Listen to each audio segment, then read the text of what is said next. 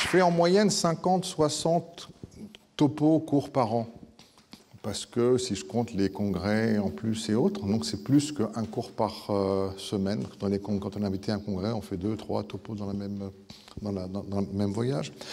Et c'est un de mes cours ou topos ou échanges le plus précieux pour moi. Deuxième élément, c'est quand Khalil m'a demandé de faire ce topo au début, j'ai refusé. Et c'est parce qu'il a beaucoup insisté que j'ai fait. J'ai refusé parce que j'aime pas, parce que dans la partie numérique, c'est difficile. J'aime pas PowerPoint. Les Américains disent when you don't have a point, use PowerPoint. Quand vous n'avez ça veut pas dire que si vous n'utilisez pas PowerPoint que vous avez un point. Ça veut pas dire aussi que j'aime pas du tout la partie numérique. Il y a, si vous tapez sur Google, vous allez aller sur Steve Jobs, le commencement address. Le discours du commencement, ça dure 14 minutes. C'est le commencement address à Stanford. Ça dure 14 minutes, c'est sous-titré et c'est sur la transmission, l'enseignement, l'amour, la mort.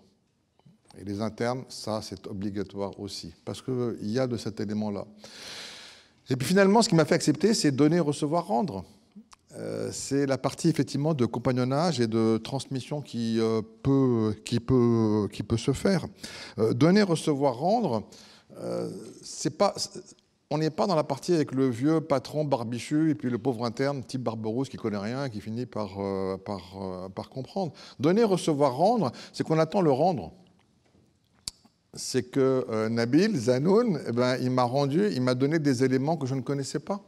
Bien piètre disciple qui ne dépasse pas son maître, disait Vinci. Et on est dans cette dimension-là, on est dans cette partie d'échange.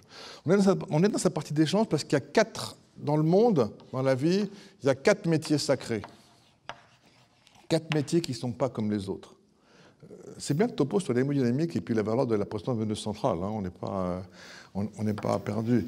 Il y a docteur, il y a enseignant, il y a homme ou femme d'église et il y a homme ou femme de loi. Et ces 4 métiers-là ont 2 éléments en commun. Le premier, c'est que... Qu'est-ce que ces 4 métiers ont en commun, apparemment? Docteur, enseignant, pasteur, imam, rabbin, curé. La vocation, oui. Oui. Et puis le public, oui. Au service des autres. Donc, ce qui réunit ces 3 éléments que vous venez de dire, c'est vrai, c'est la bonne réponse, c'est la relation. Ces 3 métiers sont des métiers du secret, sont des métiers de la confidence, sont des métiers de la confiance. Parce que je vais donner des confidences à quelqu'un qui me donne confiance. Le secret médical, le secret de l'enseignant, rappelez-vous la lettre de Camus à M. Germain, et quand M. Germain répond, il dit « Je ne pouvais pas imaginer que tu vivais dans des conditions aussi pauvres que ça ». Le secret de la confession, le secret de l'avocat, ces 4 métiers sont des métiers du secret. Et parce que la société, toute culture, tout temps confondu, nous a donné cet élément-là. Et le deuxième élément que ces 4 métiers ont en commun, c'est qu'ils n'ont pas de salaire. Comment ça, il n'y a pas de salaire? Pourtant, je touche 25 € chaque consultation que je fais. Oui, ce n'est pas un salaire, c'est un honoraire. Parce que les premiers maîtres de philosophie étaient rémunérés par des dons, parce qu'entre ceux qui transmettaient le savoir, la sagesse, la connaissance et l'argent, il n'y a pas de commune mesure. Donc la seule façon pour donner, recevoir, rendre, pour que les élèves se remettent à niveau avec leur maître, était de les honorer par des dons. Si je me fais arnaquer par mon plombier, qui me change complètement tout le lavabo, alors que c'était juste un joint à 25 centimes qui était un problème, j'aurais été arnaqué par mon plombier, certes. Si c'est mon directeur de conscience qui m'arnaque, si c'est mon avocat, mon juge, mon enseignant, j'ai profané toute la profession avec. Il y a quelque temps, il est apparu dans le New England un livre, un article sur, à la suite de la torture à Guantanamo, c'est drôle, la truc sur la main rouge, sur la médecine nazie. Le médecin nazi, il est plus coupable, moins coupable ou autant coupable que le nazi ordinaire? Il est plus coupable, forcément, parce que les humanités, etc., auraient dû lui apprendre de... Donc, sur notre partie de médecine, PVC et machin, là, on va voir une partie de ces différentes personnes, parce que j'aime l'histoire, parce que moi, je ne reconnais rien aux cytokines et à l'inflammation, un truc très très compliqué, que des éléments qui sont un peu bœufs et à bas, quoi. Et dans cet élément, par exemple, sur tout le monde de la réanimation, ce qu'on va voir simplement, la ressuscitation hémodynamique, c'est juste une toute petite partie. C'est une toute petite partie, mais elle existe. Et prendre le topo de la médecine sans le numérique, sans l'électronique, c'est qu'est-ce que je vais pouvoir simplement avec mon bip et mon stéto, quoi. Hein, mon bip pour pouvoir appeler à l'aide si j'ai besoin. Dans ces éléments, je dois essayer de quel est l'état général du patient, quel est le paramètre impliqué dans la dysfonction actuelle. Le paramètre, ce singulier est très singulier. Ce n'est pas le paramètre, le malade, il est toujours divers. Mais il y a un paramètre, il y a un élément qui va expliquer 80% de ce qu'est le malade. Et c'est ça qu'il faut que je cherche. Et le but du traitement, c'est d'assurer l'oxygénation, tout en maintenant une fonction cardiaque. Si je mets des doses démentes de noradrénaline, je vais monter beaucoup la pression artérielle, mais je vais supprimer la perfusion, donc ce n'est pas ce que je veux faire. Et puis vous avez pris la différence entre la sidération myocardique et l'hibernation myocardique. Dans un cas, eh bien, je peux donner un support inotrope, dans l'autre cas, je ne le fais pas. L'ischémie myocardique, des fois, c'est difficile parce qu'on peut avoir des épisodes d'ischémie silencieuse. Et Charles W. Buffington, dans Anesthesiology, a sorti son indice, qui est un truc assez génial, et qui dit, en anesthésie-réanimation, quand on note la pression artérielle sur la courbe, eh ben, ça, c'est pour dire la pression systolique, ça, c'est pour dire la pression diastolique, ça, c'est pour indiquer la fréquence cardiaque, et chez le patient coronaire, eh ben, il faut rajouter une petite barre qui représente la pression artérielle moyenne. Ça a l'air absolument rien, ça. Mais ça va montrer que c'est un patient coronarien. Vous allez dire au juge, si jamais il a fait l'infarctus, hein, tout ça, c'est à cause du réanimateur médical après, c'est pas moi. Hein. Il n'y a que deux façons de mourir au bloc opératoire. Soit on meurt d'hémorragie, c'est à cause du chirurgien, soit on meurt du cœur, c'est à cause du malade. Nous, on n'y est jamais pour rien. Mais le fait de marquer la PAM en millimètres de mercure au-dessus de la fréquence cardiaque, ça veut dire que votre indice de Buffington était supérieur à 1. C'est-à-dire qu'il vaut mieux avoir 100 mm de mercure de moyenne et 50 de fréquence, plutôt que 50 de moyenne et puis 100 de fréquence. Pourquoi ? Parce que la pression moyenne, c'est la perfusion coronaire. C'est l'intégrale dans le temps de la courbe de pression artérielle. Et la fréquence cardiaque, c'est le déterminant majeur de la MVO2, de la consommation d'oxygène du myocarde. Okay. Donc allez voir dans ce papier-là qui est intéressant parce qu'il montre en fait comment est-ce qu'il est né d'une erreur, parce que c'est les débuts de l'informatique, on n'a pas encore de tableur, Excel n'existe pas, le seul tableur c'est Multiplan, et puis pour connaître la consommation d'oxygène du myocarde, il a fait le double produit, le produit de la pression systolique par la fréquence cardiaque.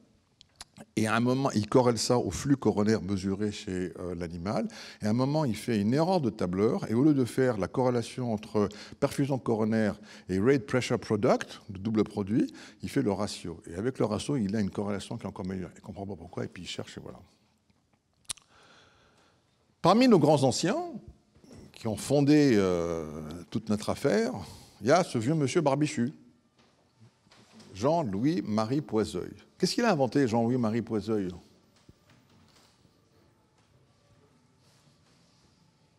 Voilà les méfaits d'une éducation strictement laïque.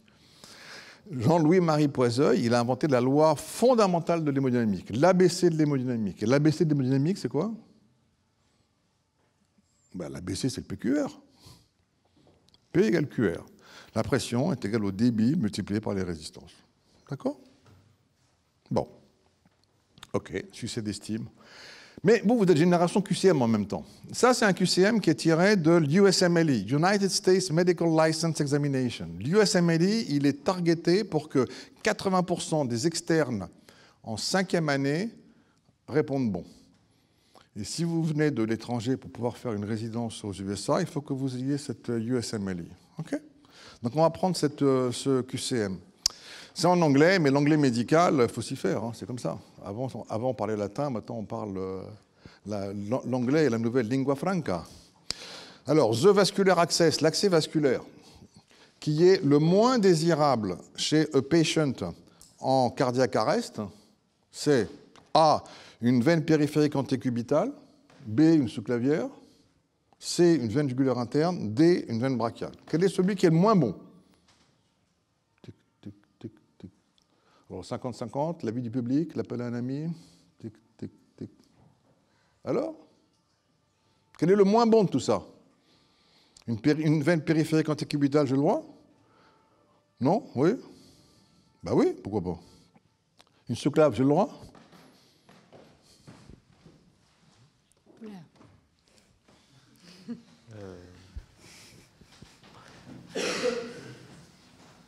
Moi, j'aurais dit la sous-clavière.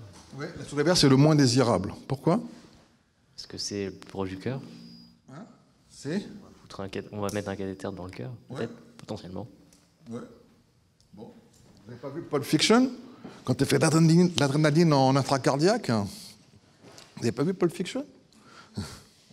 Bon, en fait, je comprends votre trouble parce que c'est pas la bonne réponse. C'est-à-dire, en fait, la mauvaise réponse, elle n'est pas marquée là, elle est là.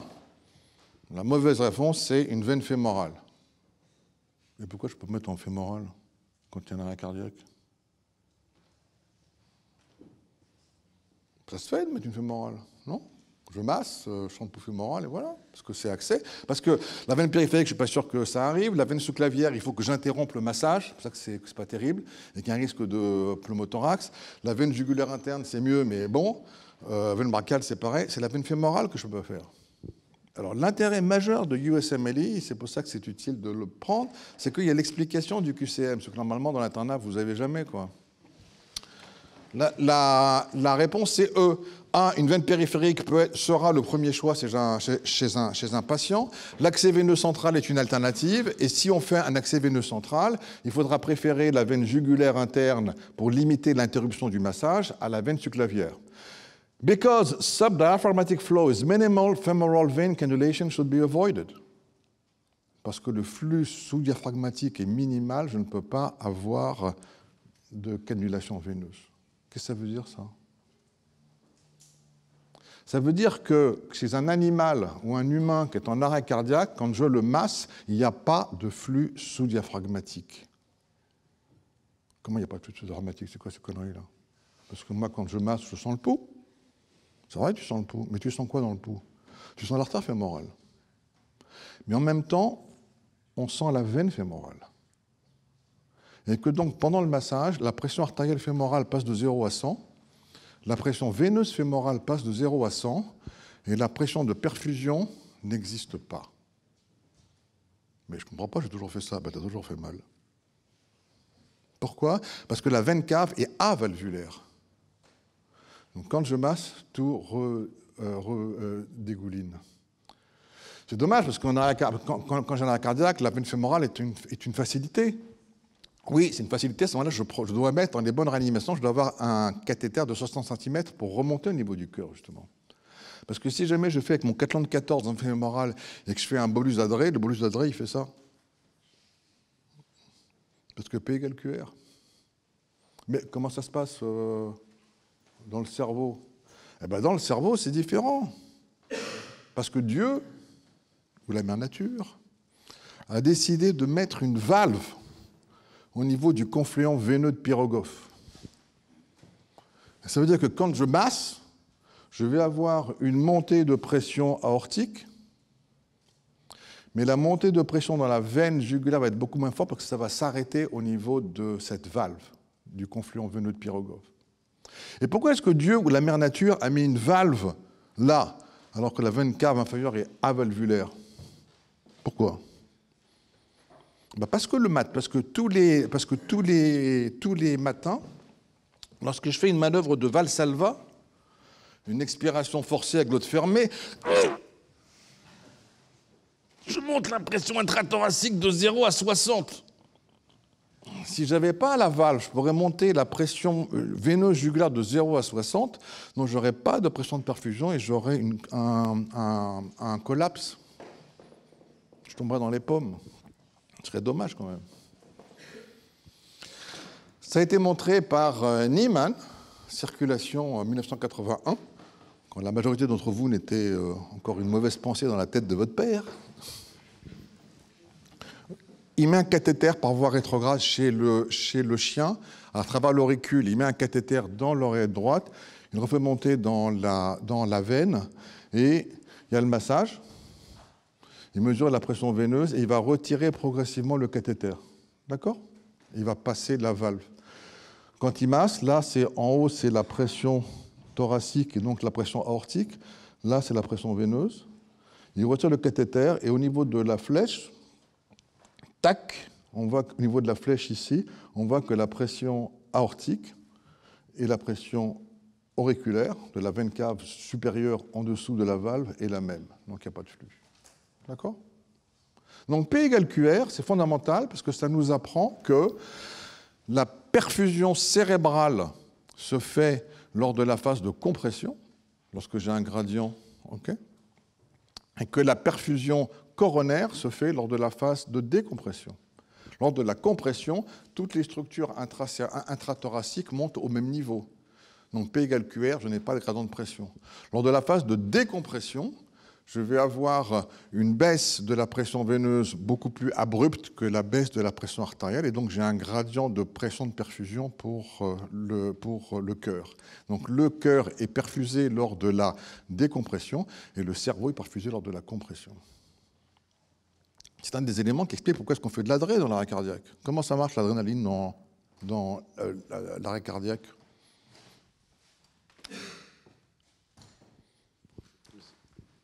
Comment ça marche l'adré? Pour faire passer le patient asystolique en fibrillation. Ouais. Ça excite le cœur. Mais le cœur, il ne bouge pas, l'adrénaline, elle sert à agacer et transformer une fibrillation ventriculaire à faible maille, une fibrillation ventriculaire à plus grosse maille pour pouvoir exciter plus et puis choquer le patient. L'adrénaline, elle sert aussi à fermer les circulations cutanées extérieures. Parce que quand je masse et que j'ai un flux qui part sur l'artère carotide commune, je vais aller dans carotide interne et carotide externe. Et avec l'adrénaline, je vais fermer tous les récepteurs alpha de la carotide externe. Et donc le flux qui est carotide commun va préférentiellement aller en carotide interne qu'en carotide externe. Oui, mais l'adré, ça n'agit pas non plus sur la carotide interne? Ben non. Et pourquoi? Et pourquoi? Et pourquoi? Parce qu'il n'y a pas de récepteur alpha dans la carotide interne, parce qu'on n'en a pas besoin, alors que là, dans la carotide externe.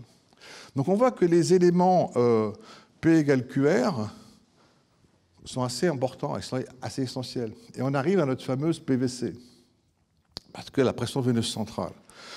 Application clinique pratique, la PVC-SB.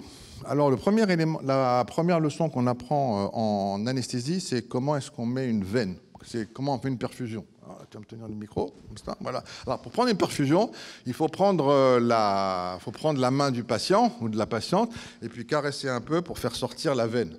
Si jamais elle ne veut pas, on met de l'alcool. Si jamais elle ne veut toujours pas sortir avec la caresse et l'alcool, à ce moment-là, on lui tape dessus. Et puis on met la perf. Et puis après, tac, on le connecte à la bouteille, et puis on voit, ça coule bien, ouais, ça coule bien. C'est un reflux, là, je le mets en dessous, donc il y a un reflux. Et puis quand je mets, ça coule, puis quand je mets plus haut, ça coule plus vite. D'accord? Donc là, ça coule beaucoup, là, ça coule un peu, là, il y a un reflux. Et donc il y a un moment, quand je descends la perfusion, où ça coule plus. Ça coule plus. Et la goutte, elle reste en suspension. Qu'est-ce que ça veut dire?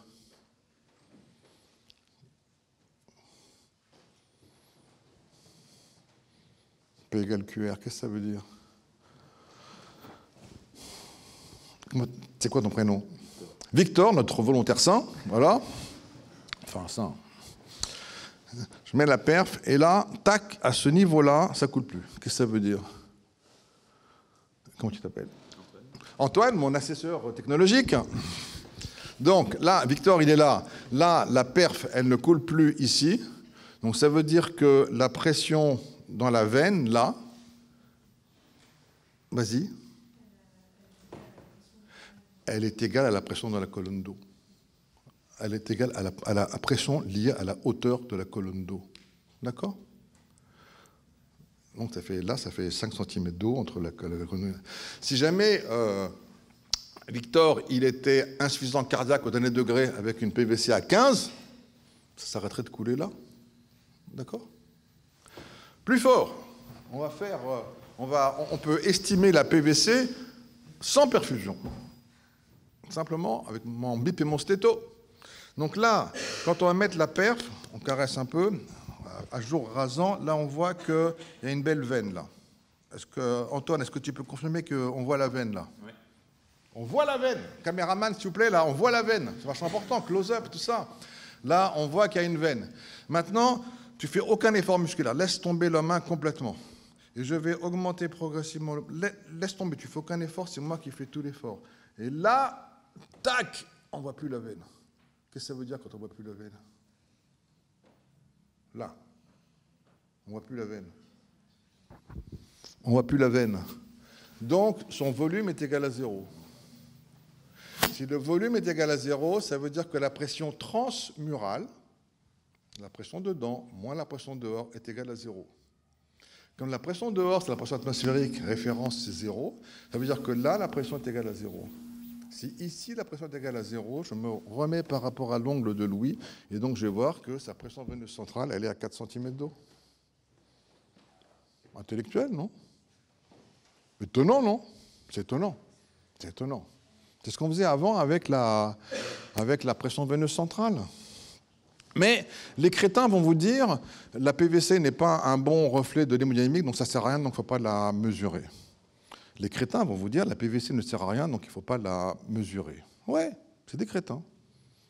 Parce qu'ils ne voient que la moitié de la pièce. Les crétins ont compris dans les livres que quand la PVC est élevée, je ne sais pas ce qui se passe. Est-ce que c'est une hypervolémie? Est-ce que c'est une défaillance cardiaque? Est-ce que c'est une compression externe? Si j'ai la plume au thorax, ça va comprimer et puis je peux avoir une PVC très élevée alors que je suis hypovolémique. Donc la PVC n'est pas un bon reflet de l'hémodynamique et du remplissage général. Cette partie-là est vraie. Mais, quand la PVC est basse, elle est basse.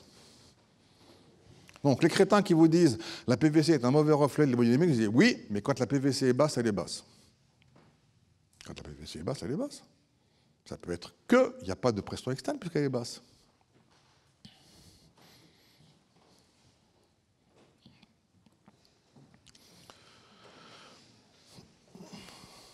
On est dans l'histoire naturelle. Comment est-ce que la girafe a eu son coup? Merveille de la nature. Pourquoi les girafes n'ont pas de jambes lourdes, ni de varices? Quelle est la pression artérielle d'une girafe? Les girafes, elles ont un long cou parce qu'elles aiment manger les petites fleurs d'acacia qui est tout en haut, là. Hein.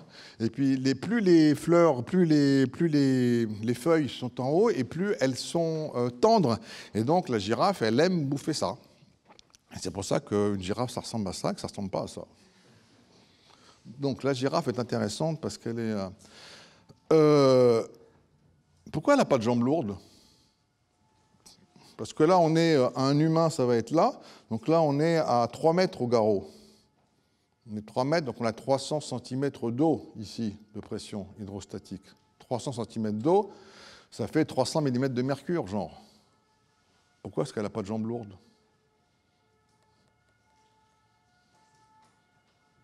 Parce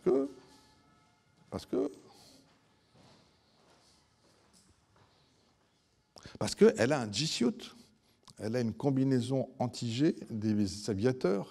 C'est-à-dire que dans la girafe, il n'y a pas de muscle.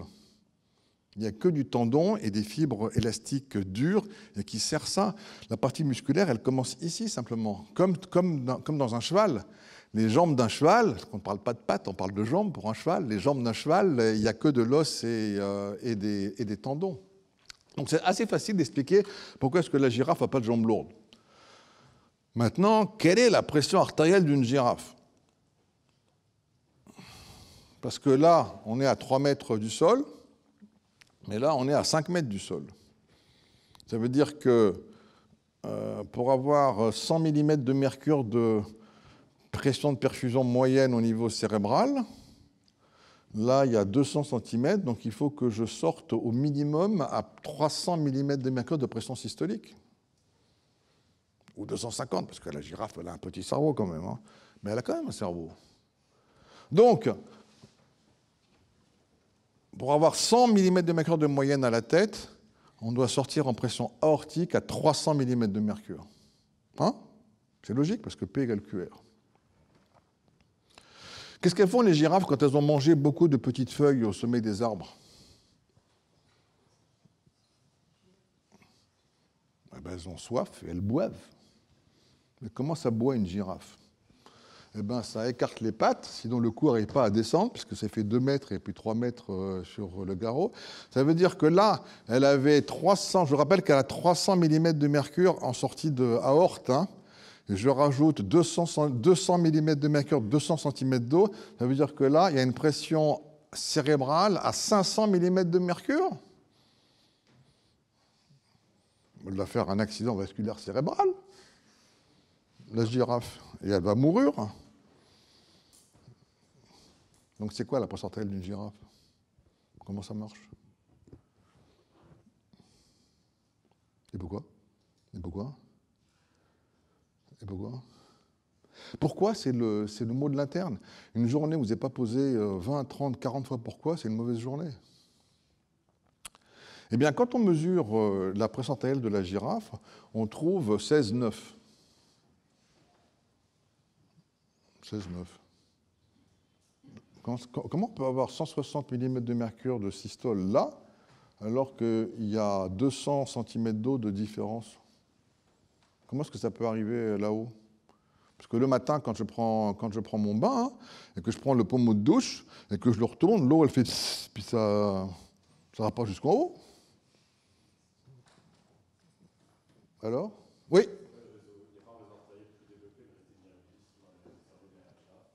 Oui, le réseau artériel n'est quantitativement pas plus développé. Plus fort? La musculature du cou qui va faire quoi? Qui va masser, qui va comprimer. Si ça comprime, ça va empêcher le flux d'arriver. Il y a des valvules, c'est la bonne réponse. On n'a pas de valve dans la veine cave inférieure qui fait que le massacre, mais la carotide de la girafe est valvée. Donc la perfusion cérébrale, c'est comme un ascenseur qui s'arrête à chaque étage. Donc je fais un volume d'éjection systolique, tac, je passe un étage et puis je remonte au deuxième, et voilà. OK? P égale QR. Combien de vertèbres cervicales elle a, la girafe, en fait? Bon, 30, 40. Non, il y en a 7. Sauf qu'elles sont maous costauds. Voilà, donc P égale QR, c'est important. Donc l'autre élément que l'on a ensuite, c'est M. Swan, Jeremy Swan, qui fait la sonde de Swan-Ganz-Forester. Vous n'avez jamais vu de sonde de Swan-Ganz de votre vie. Bon, mais de notre temps, avant, on en mettait beaucoup. Et vous avez appris que ça marche avec précharge, post-charge, inotropisme. Et puis, ce sont les déterminants du débit cardiaque, parce que le cœur, c'est fort, ça éjecte du sang, ça fait un débit cardiaque, et puis voilà. Okay? C'est la relation de Frank Starling. Quel est le prénom de Starling? Frank. Ok, c'est une mauvaise réponse. Parce que Frank Starling, c'est la relation de Otto Frank et de Ernest Starling. Donc le prénom de Starling, c'est Ernest, c'est pas Frank. Le pauvre Frank, tout le monde l'a oublié, c'est-à-dire qu'on sait qu'il est né en 1865 et on ne sait même plus quel moment il est mort. C'est dommage, parce que c'est un philologiste intéressant et propre sur lui. Voilà. Starling, il est assez beau gosse. Hein. On va dire que... Hein, Starling, c'est un génie. Hein. Starling, il a inventé la relation de Frank Starling. Il a fait aussi... l'équilibre de Starling, Gibbs donnant dans les protéines, c'est aussi lui. Donc la relation que Otto Frank et Ernest Starling, en 1914, ont vu que sur un cœur isolé, plus on augmente la POD, plus on augmente la précharge et plus le cœur va éjecter. Bon, est-ce que vous connaissez ce bonhomme-là? Qui ça? Arthur C. Guyton.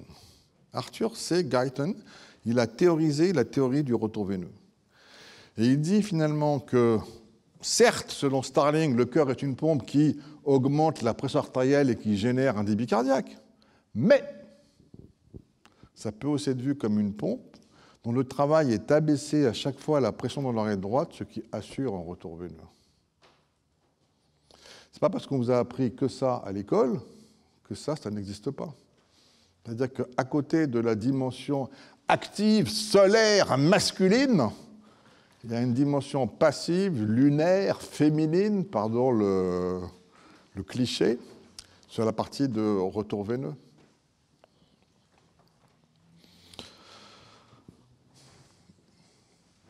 Et ça a à voir avec notre fameuse pression veineuse centrale et la distinction entre une pression intraluminale et une pression transmurale. J'ai 3 ballonnets qui ont tous les deux 5 cm d'eau de pression à l'intérieur. Ils sont dans une cage inextensible où la pression à l'extérieur change. Plus 5, 0, moins 5. Les 3 cages ont toutes les 3 une pression intraluminale à 5. La pression externe diminue progressivement, ce qui fait que la pression transmurale, la pression à l'intérieur moins la pression à l'extérieur, celle de Victor avec sa veine, ici elle est de 5 moins 5, ça fait 0. Là elle est de 5 moins 0, ça fait 5. Et là ça fait 5 moins 5, ça fait 10. Ça veut dire que ce qui est corrélé vraiment au volume, ce n'est pas la pression à l'intérieur, c'est la pression transmurale. Et pourquoi est-ce qu'on s'est embêté à calculer ces pressions transmurales? On s'est embêté parce qu'à l'époque, on n'avait pas d'échographie. Et qu'à l'époque, la seule façon d'estimer le volume, c'était de calculer la pression transmurale. Parce que pour le cœur, la précharge du cœur, c'est le volume télédiastolique. Quand on a l'écho, c'est facile de dire c'est vide, c'est plein. Quand on n'a pas l'écho, c'est plus subtil. Et donc, on disait la pression transmurale, la seule qui m'intéresse, celle qui est corrélée au volume, la précharge. La pression transmurale, c'est la pression intraluminale moins la pression externe. D'accord? C'est pour ça que les crétins qui vous disent pression dans l'oreille droite, je ne sais pas quand elle est haute, qu'est-ce qui se passe, je ne sais pas ça.